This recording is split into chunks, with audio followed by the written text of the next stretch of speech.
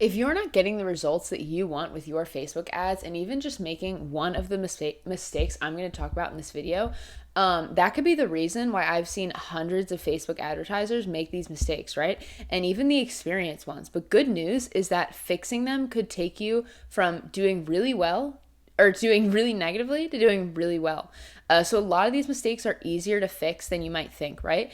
And including the first mistake. Number one is giving up too early. The Facebook ad platform is masterful at using data with thousands of points on every Facebook and Instagram user, and it can work out who to advertise to and even what time of day, which means you get better results the more you advertise on Facebook and the more data you generate in your ad account. And a lot of Facebook advertisers quit just before their account matures to the point where it can deliver fantastic results for them. And just missing out on that is particularly painful to see. And you have to remember that Facebook ads is a skill like anything else. It takes time to develop that skill. And you wouldn't start playing tennis today and then enter a tournament this weekend, right? So, and then not to win any matches out of that tournament and then declare that tennis doesn't work, right? That would be ridiculous.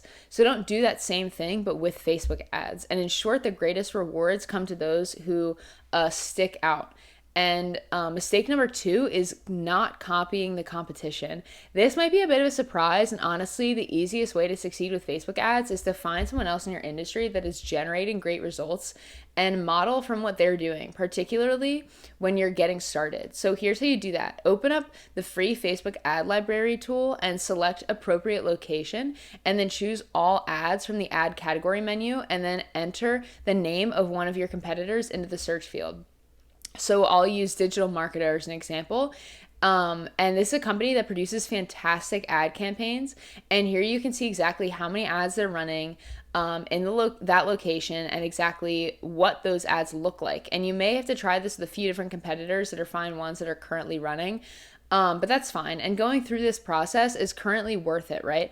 And it's worth it to find ads that are performing well. And scroll down to ads that were launched at least 6 months ago and ideally 12 plus months ago. Because if one of your competitors has been running the same ad for 6 months or 12 months or even longer, that ad must be delivering great results for them. Otherwise, they wouldn't keep it running.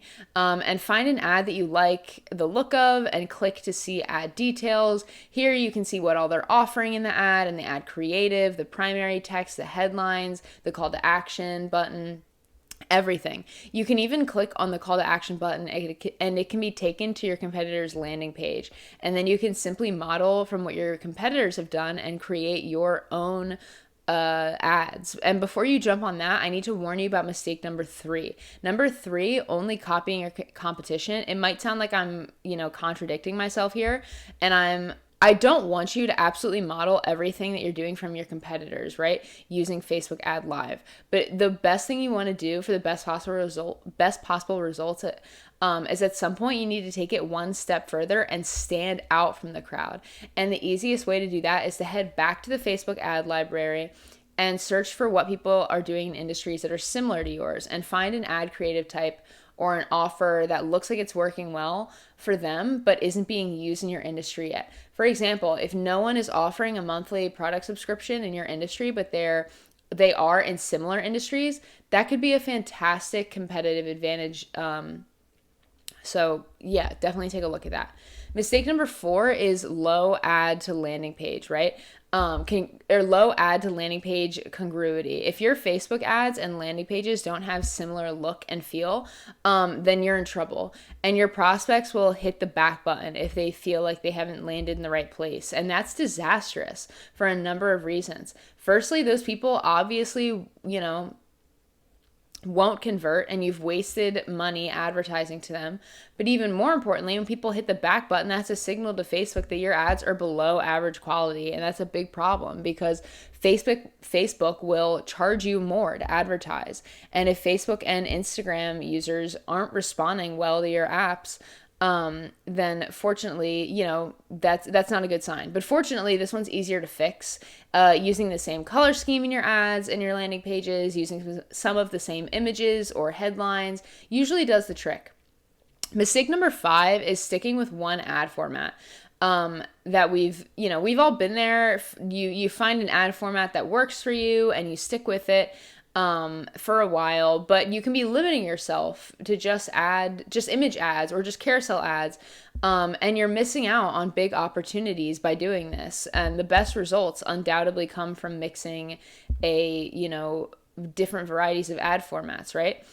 Simultaneously. And here's why, how they say different people learn things differently. So some people are visual learners, others learn through listening, right? And so it's the same with Facebook ads. Some people are much more likely to engage with a carousel ad. For others, it's a video. For others to, grab their attention, your ad sets are going to have images, right? Or videos or carousel ads, slideshow, whatever, all running at the same time. It's extra effort, but it's worth it. Mistake number 6 is ignoring ad frequency. Have you ever seen an ad so often that you get sick of it? My advice is to not be that advertiser. You don't want to subject your audience to that if your results are going to drop off really quickly. Facebook makes it really easy to avoid that mistake as well as your ad account. So select delivery column preset. Take a look at frequency column.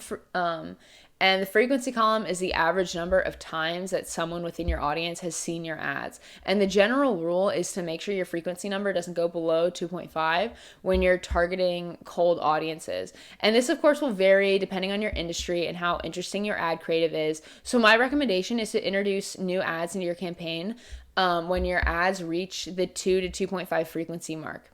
That helps keep things fresh. So mistake number 7 is not sitting still. This mistake is one of the easiest to make, but has such a detrimental impact on your Facebook ad campaign performance, right? So first you launch a campaign or an ad set, you'll see it going to the learning phase. And the learning phase is Facebook trying to work out how best to deliver your ads to get you the best possible results. Things like who to advertise to, what time of day, how often, even, which placement options are the best or are all being tested, and they're constantly tweaking things and making adjustments to your ad campaigns. Facebook can't optimize properly and you won't get out of the learning phase, of course, but you'll need to adjust your ad campaign for all sorts of reasons, but patience is key. And it's best to not make changes more often than once every 7 days. And mistake number 8 is advertising blind. Nothing you can do on Facebook will matter if you can't track your results. Not only do you need to be able to track to see what will return on ad spend that you're generating, but you also need to see which ads, targeting opinions, etc., are delivering the best results so you can make adjustments and optimize your campaigns. And you need to start by setting up and installing Facebook Pixel. But in a post iOS 14 world, tracking results is more difficult. And it's just installing the Facebook Pixel is not enough, that you need to take a couple of extra steps by such as verifying your domain and configuring your web events in aggregated events, event measurement. Now, I know that may sound super complicated, but I swear there are other tutorials out there that make it really easy. So go, do some research. I swear it'll be worth it. All right, so that's it for this video. Thank you so much for watching. Leave a like if you liked it. Comment if you have any thoughts on the topic, and make sure to subscribe for more. Thanks.